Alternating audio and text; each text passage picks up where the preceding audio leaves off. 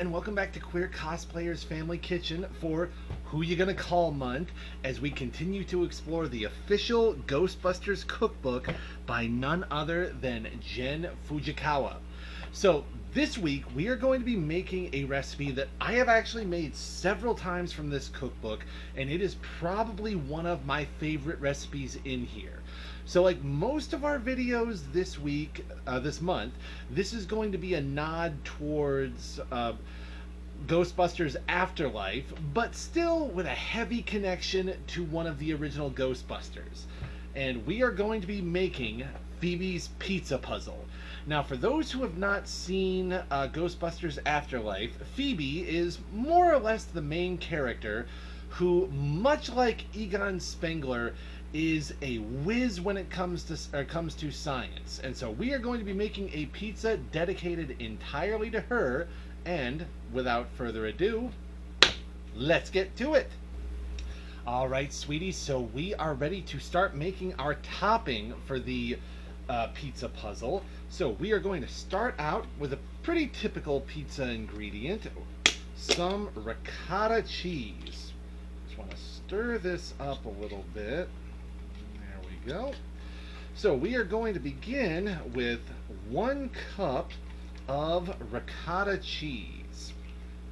So unfortunately I did not have any 1 cup measures clean, so we are just going to go with 2 half cups here. There we go. 1. I do love working with ricotta cheese. I especially love putting this in my omelets and kind of topping it with some pizza sauce, then making kind of like a pizza omelet. Alright, there is 2. So that equals 1 cup of ricotta. I'm going to set that aside for now. So next we are going to be adding 1 teaspoon of lemon zest. Again, another ingredient I love working with.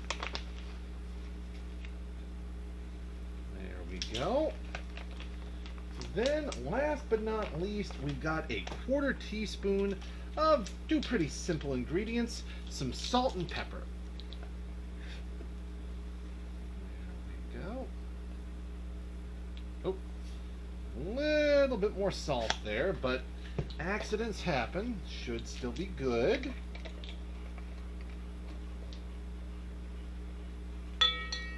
Just a skosh more pepper there. All right. So now that we've got our ingredients, we are just going to want to mix them up until they are nice and combined. Action. All right, sweeties, we are ready to get our pizza crust ready. So I've got a baking sheet with 1 of my silicone baking mats, and we've got a roll of homemade pizza crust here. So I've already unwrapped it. Just gonna give it a little whack like that, and it pops right open. So we're going to get that out there. There we go. So we are now going to unroll this like so. And we want to roll the dough out until it makes a rectangle about 10 inches by, well, about 15 by 10 inches. So about 15 inches long, 10 inches wide. All right, we've got our dough in a nice rectangle about the right size. So now to prep it, we are going to do a couple of things. We are going to drizzle, first and foremost, drizzle on some olive oil like so. Then we are going to want to brush it, get it nice and spread all over. Then we are going to sprinkle on some Parmesan cheese, like so. And also some minced garlic. All right, sweeties, so we've got it nice and prepped with Parmesan and garlic. Now we just need to sprinkle on some mozzarella cheese like so. And I don't know if I've said this before, but I am definitely someone for whom cheese is what makes a pizza. It has to have a delicious cheese blend. So, we are pretty well set here. Action! Alright, sweeties, we are just about ready to go. So now we are going to take our ricotta mixture that we made earlier, and we are just going to put that in dollops all over the pizza, just like this.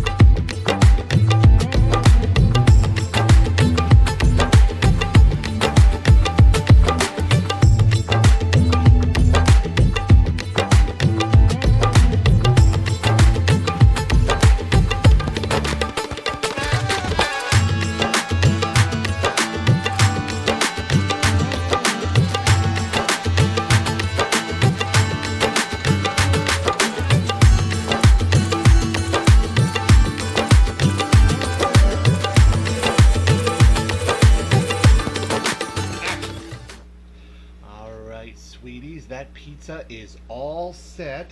So, one quick thing about the recipe is it also calls for some sliced cremini mushrooms and shallots. Now, I have a very, let's call it hostile relationship with mushrooms, as I think you're eating a fungus. Enough said. And we didn't have any shallots, so we are going to be leaving those off, but if you do prefer those on your pizza, now would be the time to put them on. Other than that, it is now time to put her in the oven. So I've got Wanda preheated to 425 degrees, and we are going to stick the pizza in for about 15 minutes. Action.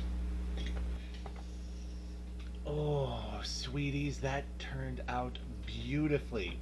Now, there's a very important reason why this is called a pizza puzzle, and that is because once it comes out of the oven and it's cooled enough, you are going to want to take a pizza cutter and then cut it into all sorts of unusual shapes so that they fit together just like a puzzle. Action! Sweeties, this turned out fantastically. So the only thing left is to take a bite.